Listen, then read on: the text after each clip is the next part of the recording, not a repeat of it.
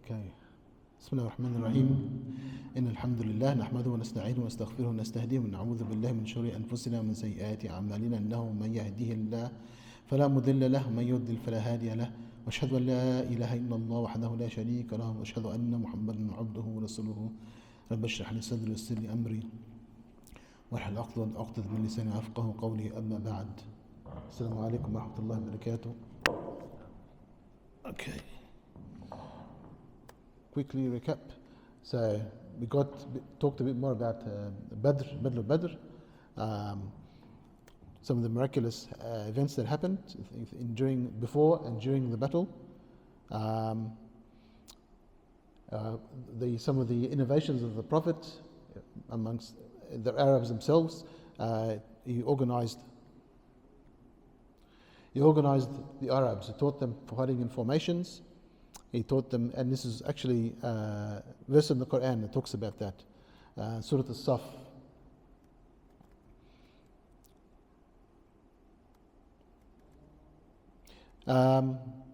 Some of the other things that he taught them was when to shoot the arrows. He also talked about the duels that happened before the battle. And how the Muslim army was highly motivated. Morale was very high. So the Muslims many of them wanted to die in battle. And some of the Qurayshi army, on the other hand, was the exact opposite. They were there because they were forced to go to fight.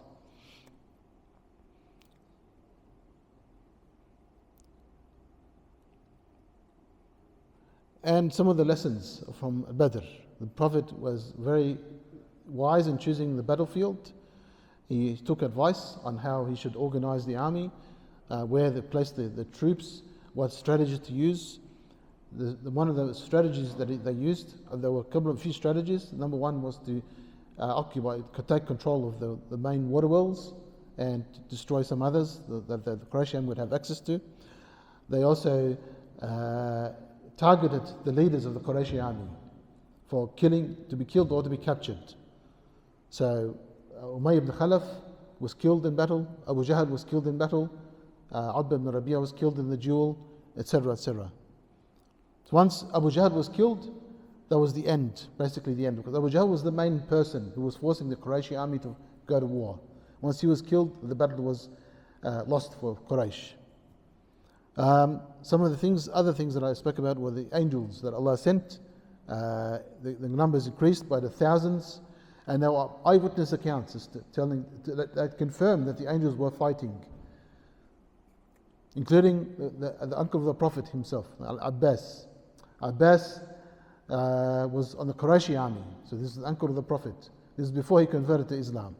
He was captured, and as a result of the capture, he became the prisoner of an Ansari, a Muslim, but it was short in size, might be half the size of Abbas. So this Ansari was boasting, "Look at my prisoner." Abbas was a bigger man than him. Abbas said, "No, this is not the man who captured me."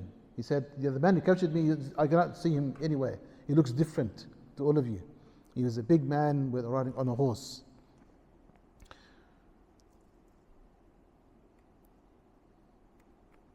So we'll continue a bit more today, a few new things.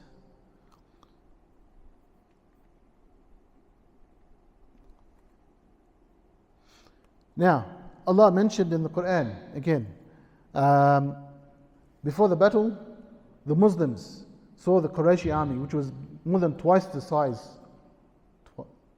More than twice the size of the Muslim army. They appeared small. So one Muslim soldier was talking to another Muslim, said, "Look, do they look about 70 people to you?" And the other person said, "No, there's about 100. So Allah intentionally made them look small in the eyes of the Muslims, so the Muslims wouldn't feel overwhelmed, to encourage them to fight. Abu Jahl as well, on the other side, opposing side, the Muslim army looked small, so in order for him to push the Quraysh army to go fight. And when the battle started, the Quraysh started feeling the Muslims were huge in number, double the size of their own army. Again, this is mentioned in the Quran. one fighting for the cause of Allah and the other in denial. The believers saw the enemy twice the number, but Allah supports. But the Qurayshis felt that the Muslims were a bigger number.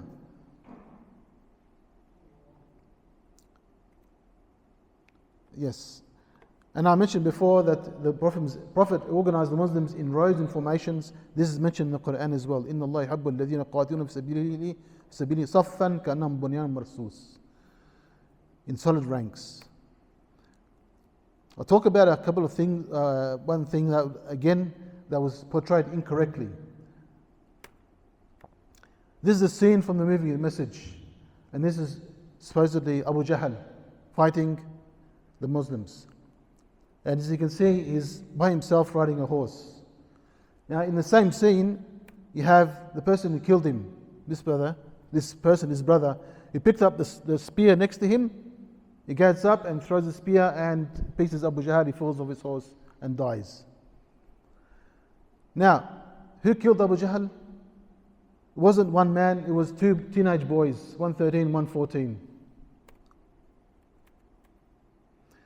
Mu'adh ibn Amr and Mu'awidh ibn Amr, so brothers. So what happened during the battle? One of them, I don't know which one, spoke to one of the older men, the older brothers in the army. He said, "Can you please point out to me which one is Abu Jahl?" So he points out to him Abu Jahl. Now Abu Jahl was not riding a horse, according to the eyewitness account. He was on foot, and he was surrounded by a large group of people, soldiers.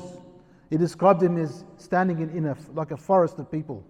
So he was surrounded by armed men, like as in a forest.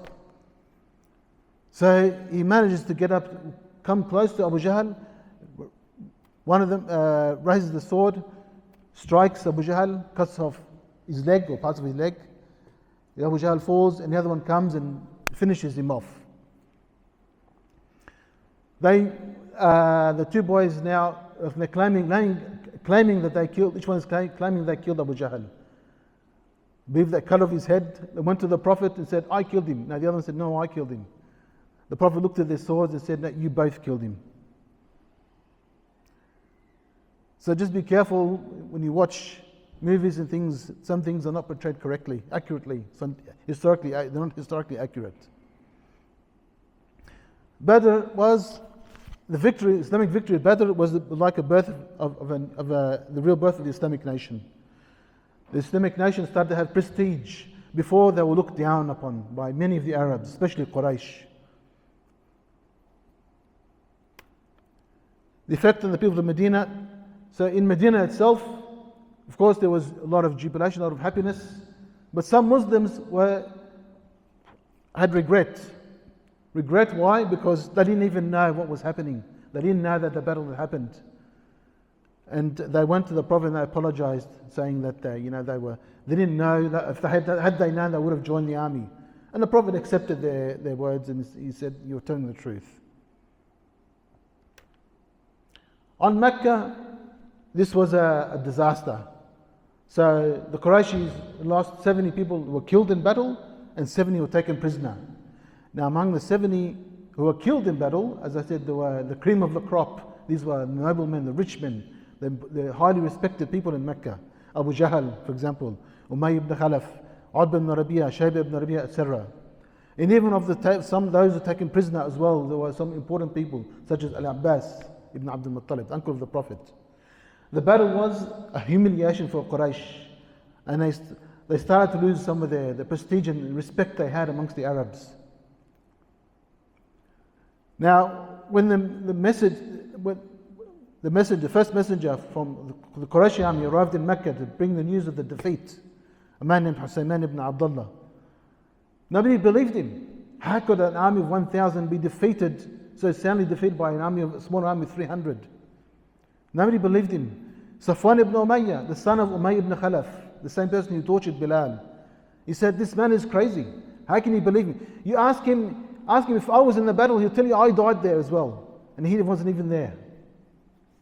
Safwan wasn't even there. The other person was Abu Lahab. Abu Lahab couldn't believe the news.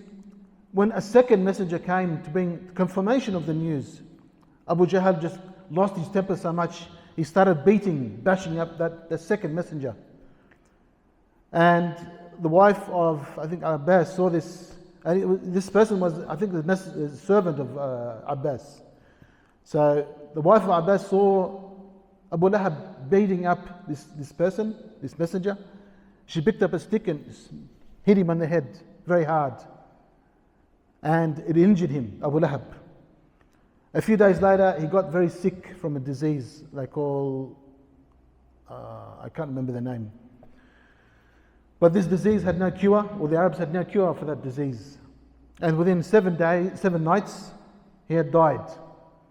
Now, because there was no known cure to that disease, the Arabs had a bad feeling about this disease. They were scared of anybody who had that disease, that they might catch it and die as well. So, for 3 days, Abu Lahab, after he died from that disease, nobody came near him. They were too scared to come, handle the body, pick him up and bury him. For 3 whole days, just lying there rotting away. Until finally, his family, his sons came, they dug a pit next to him, and using a stick again, they didn't want to handle the body, they pushed his body using sticks and threw the body to fall into that pit. And even then, they stoned the pit through rocks over the dead body of Abu Lahab. It was a very insulting way for somebody of high status, social status, to die. Because normally, when somebody important dies, a VIP, you'd have a lot of people attending, dignitaries, representatives coming. But in the case of Abu Lahab, it didn't happen. But the feeling of anger in Mecca was very strong, and the desire to have revenge. The other effect on Mecca was, of course, an economic crisis, because not only was that route, the trade route towards Palestine and Syria was now closed, this affected the other trade route in the south to Yemen, because the Qurayshi caravans used to go buy goods from one place and sell them in the other. So if they couldn't go to one place, it affected their trade both ways.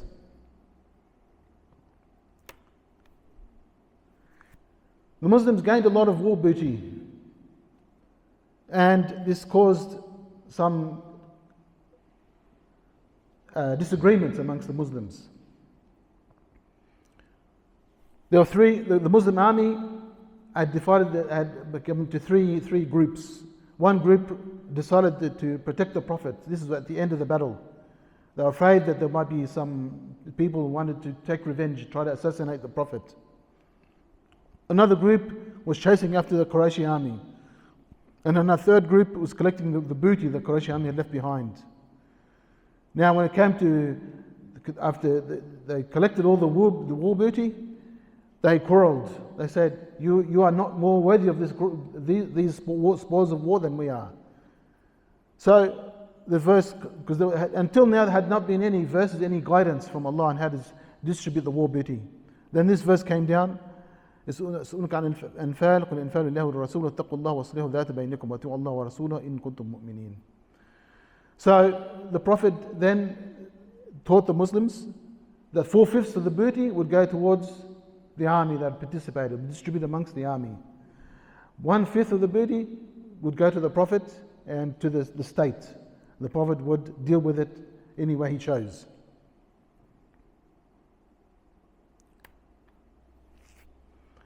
Because, as I said, there were prisoners. Muslims captured prisoners, 70 prisoners. The Prophet held a meeting. Again, Muslims didn't have any guidance on what to do with prisoners of war. So he held a meeting, and the two suggestions, one from Abu Bakr, one from Umar.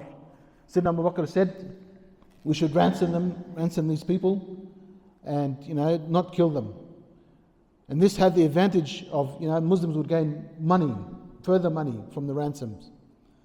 Umar, on the other hand, Sayyidina Umar said we should execute them all. They'd come to kill us, they fought us, they tortured us in Mecca, and many of them were very bad people. They deserved to be executed.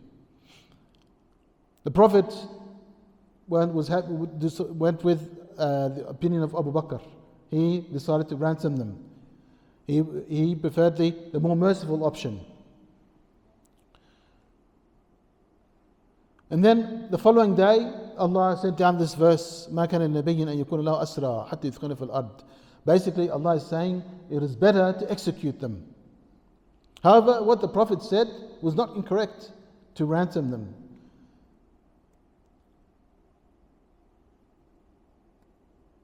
In Surah Muhammad, it says, again, إِمَّا فِدَاءً حَتَّى تَضَعَ الْحَرْبُ أَوْزَارَهَا. So, let them strike their necks in the war until you have thoroughly subdued them, then bind them firmly together. Later, free them either as an act of grace or by ransom until the war comes to an end. So both opinions were correct. Even in the Quran it confirms what the Prophet did, but the better one would have been to execute them, the prisoners.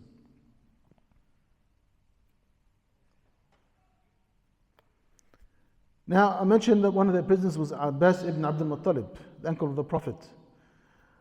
Abbas, as I mentioned, he was captured and they came to the Prophet, and the Prophet insisted that Abbas ransom himself, pay his own ransom. Because the Prophet knew that Abbas was a wealthy man, a lot of money. He said he told him to ransom himself, two of his nephews, and a third person. Now, Abbas said, this amount is very high, it's a lot of money, I can't afford it. The Prophet still insisted that he pay the ransom. And the Prophet then reminded Abbas of a private conversation Abbas had with his own wife back in Mecca before he went out to fight. Abbas was talking to his own wife. He said, if I die in battle, I buried a lot of money here and a treasure in a certain area, and just use that money to pay for you, to live off that money.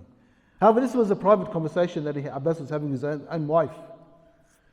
Now, Abbas is now in the presence of the Prophet, is a prisoner of war, and the Prophet is now reminding him, telling him that you had this conversation with your wife.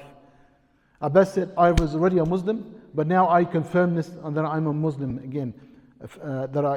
I've seen further confirmation that you are a true Prophet. The Prophet still insisted he pay his ransom, because the Prophet was a believer in justice. He didn't say, wasn't going to say that you let Abbas go free just because he was related to the Prophet.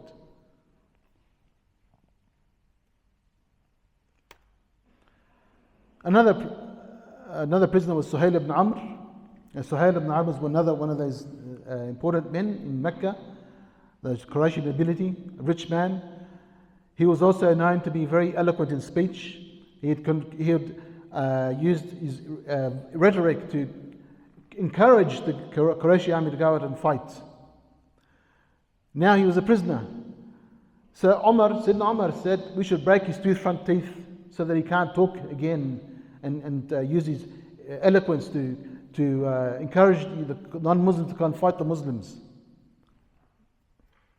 Prophet again did not accept this idea. Years later, when the Prophet passed away, just before the Prophet passed away, the whole of Arabian Peninsula was under his control. But when he passed away, the majority of the Arabian Peninsula rebelled against Islamic rule. So, what happened, with a few exceptions that didn't rebel against Islamic rule?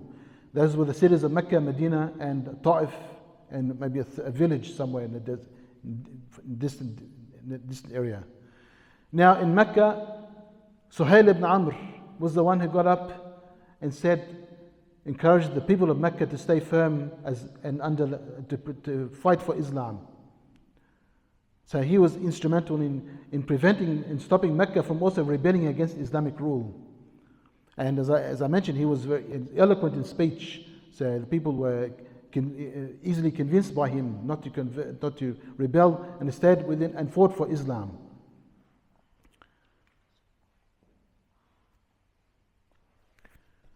Of the 70 prisoners, not all of them were able to pay for their own ransoms. Some of them were poor people, but many of them were able to read and write, so they were required to teach reading and writing to the Muslims in Medina. Many of them were illiterate people, poor and illiterate. And of course, those who couldn't pay the ransom and who couldn't teach, they were just, they were freed without any ransom. The Muslims were also commanded by the Prophet to treat the prisoners well, to treat them, to feed, give them food, to not harm them, to treat them very well. And because of the good treatment that these prisoners received, many of them converted to Islam as well.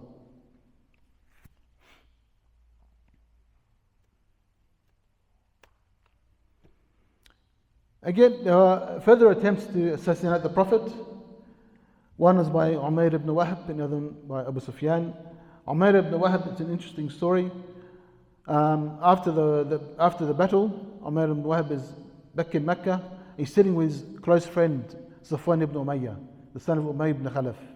The two were strong friends. And Umayr ibn Wahb is saying, I wish I could go and kill the Prophet.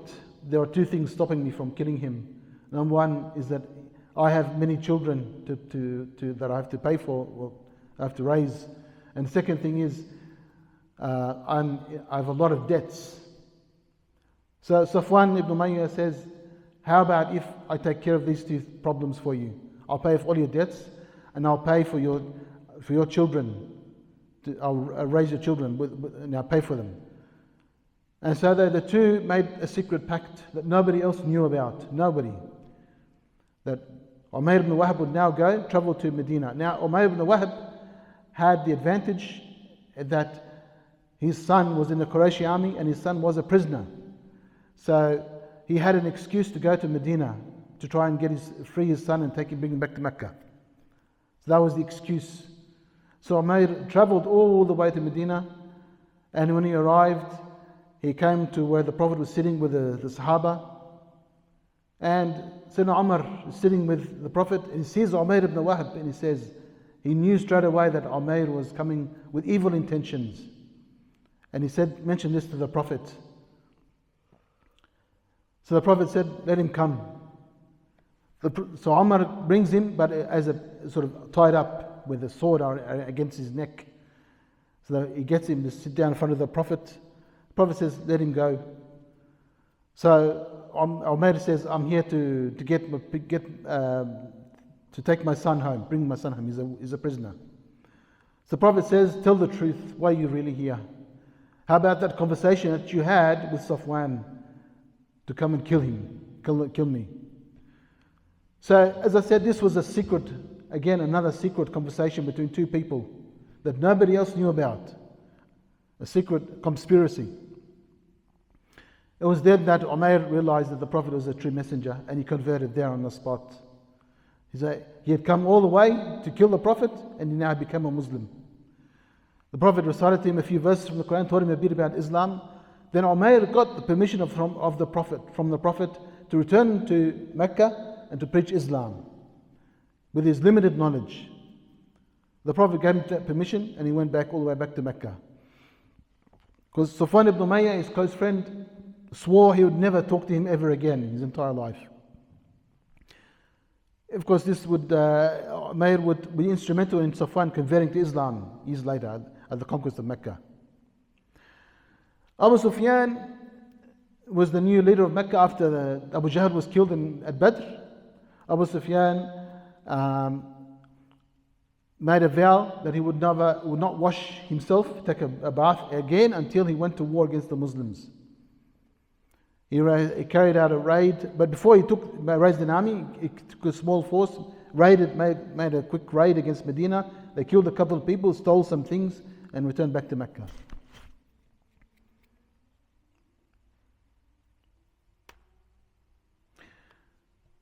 Now, one last thing is the effects on the Bedouin tribes. So, some tribes decided to threaten Medina. They said, we're not happy with what happened, and we're going to come and invade Medina. So the Prophet marches out with an army, especially against this tribe of Bani Sulaim. And when they arrived at the place where Bani Sulaim were, they found that Bani Sulaim had all run away, run away. They were too scared to fight the Muslims. And they left behind a huge number of camels.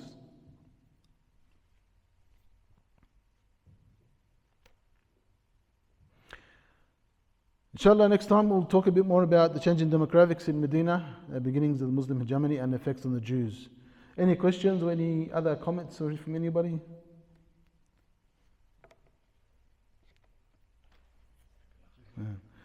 أستذكر ما أقول لكم وأفوض أمري إلى الله إن الله بصير بالعباد سبحانك اللهم وبحمدك أشهد أن لا إله إلا أنت أستغفرك وأتوب إليك